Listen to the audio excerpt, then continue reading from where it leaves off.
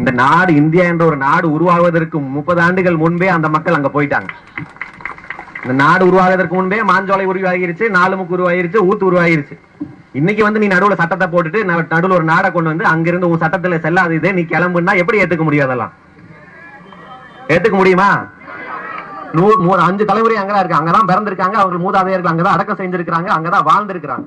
இன்னைக்கு நீ விட்டுட்டு போன்னு சொன்னா, நீ புலிகளை காக்கிறதுக்கு மட்டும் அவங்க கிட்ட சட்டம் இருக்கா? காதை காக்கிறது மட்டும் சட்டம் இருக்கா? மக்களை காக்கிறது சட்டம் இல்லையா? அப்படி சட்டம் இல்லாம என்ன நாடு உருவாக்கி வச்சிருக்கீங்க? இது நீதிமதிகளுக்கு கூட புரியறது கிடையாது. அந்த பாதிக்கப்பட்ட மக்கள் போராடி போராடி தோய் வரைந்தாலும் கூட புதிய தமிழன் கட்சி அதை விட்டு விடாது. காரணம், எதிர்காலத்தில் எங்கோ ஒருத்தர் இளைஞர் நம்மளுக்காக யாரும் போராடவில்லையே என்ற ஒரு வரலாற்று பிழையை நம்ம செஞ்சிடக்கூடாது. நமக்காக ஒரு தலைவர் இருந்தார், டாக்டர் ஐயா என்ற ஒரு தலைவர் இருந்தார், அவர் பின்னால் ஒரு பெருங்கூட்டம் இருந்தது, அவர்கள் நமக்காக போராடியது என்ற வரலாறு சொந்தக்காரர்கள் நாம. இன்னைக்கு முதலமைச்சரோட அப்பா வெறும் கூலி கேட்டதுக்காக 17 பேரை கொண்டு அந்த பாவத்தை சம்பாதிச்சிட்டாரு. இன்னைக்கு இருக்கிற முதல்வர் ஒட்டுமொத்தமா ஊரே காலி செஞ்சு கிராமத்தை அழித்த பாவத்தை சம்பாதிக்க விரும்புறாரா என்று எங்களுக்கு தெரியல. அன்றைக்கு போராடி 17 பேரை நாங்க இழந்தோம். ஆனா இந்த முறை இழப்பு எங்க பக்கம் இருக்காது, போராட்டம் மட்டும்தான் இருக்கு எங்க பக்கம்.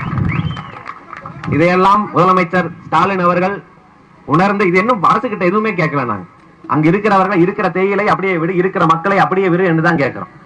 நீங்க என்ன அங்க காலி பண்ண வைக்கிறீங்க? அப்படி என்ன இது? இப்ப நேற்று அரசு வழக்கறிஞர் நீதிமன்றத்தில் வாதாடுறார், அங்க சுற்றுலாத்தலம் அமைக்க போறோம், மக்களை அனுப்பிட்டு சுற்றுலாத்தலம் அமைக்க போறாங்களாம். இன்னைக்கு வனத்துறை அமைச்சர் மதிவேந்தன் அவர்கள் பேட்டி கொடுக்கிறார், பத்திரிகையில் இன்னைக்கு வந்திருக்குது, அங்க ஈகோ டூரிசம் கொண்டு வர போறோம், மக்களை எல்லாம் காலி பண்ணி விட்டுட்டு சுற்றுலா இருந்தா மட்டும் புலிகளுக்கு பாதிப்பு வராது, யானைக்கு பாதிப்பு வராது, காப்பு காட்டுக்கு பாதிப்பு வராது. மக்கள் 100 ஆண்டு காலமாக வாழ மக்கள் காடு அழிக்கிறாங்களா? நீங்கள் மரத்தை வெட்டி கொண்டு போவதற்கும் புலியை வேட்டையாடி கொண்டு போவதற்கும் தான் அந்த மக்களை வெளியேற்றுகிறார்கள். எங்களுக்கு நல்லாவே தெரியுது. எந்த கார்பரேட் கம்பெனிக்கும் சுற்றுலாவுக்கும் சொந்தமான இடம் இல்லாது, எங்க மக்களுக்கு சொந்தமான இடம். நாங்கள் எக்காரணத்தை கொண்டும் அதை விட்டுவிட மாட்டோம். இனிமேல் அவர்கள் தோட்ட தொழிலாளிகள் அல்ல, தோட்ட முதலாளிகள் ஆக்குவதற்காக இந்த போராட்டம். நமக்கு தெரியும் இங்க கீழே இருந்து நம்ம மக்கள் எத்தனை பாதிப்புக்குள்ளாக, எத்தனை கஷ்டப்படுறாங்க, ஒரு வேலைக்கு எத்தனை கஷ்டப்பட வேண்டியது. பெண்களுக்கு 100 நாள் வேலை வாய்ப்பு விட்டா வேற வழி கிடையாது. அங்க வாழ்வாதாரத்தோட இருக்கிற மக்களை கீழே இறக்கி மறுவாழ்வு கொடுக்குறாங்க. என்ன கொடுக்குறாங்க? 3 லட்சம் ரூபாய்க்கு வீடு கட்டி கொடுக்குறாங்களா? 3 லட்சம் ரூபாய்க்கு என்ன வீடு கட்டி கொடுத்துட முடியும்? 3 வருஷம் இருக்குமா அந்த வீடு? அந்த வீட்டுல வந்து தங்கி என்ன வேலை செய்யறது? அது எல்லாத்துக்கும் ஷெட்யூல்டு காஸ்ட்ங்கிற எல்லாத்துக்கும் இருக்கிற வழிமுறைகள் அரசுல. இந்த லோன் கொடுக்கலாம், வீடு கட்டி கொடுக்கலாங்கிறது. அதை நீ ஏதோ பெருசா இவர்களுக்கு தூக்கி கொடுத்து விட்ட மாதிரி அந்த நீதிபதிகளும் சட்ட அரசும் பேசினா அது எப்படி ஏற்றுக்க முடியும்?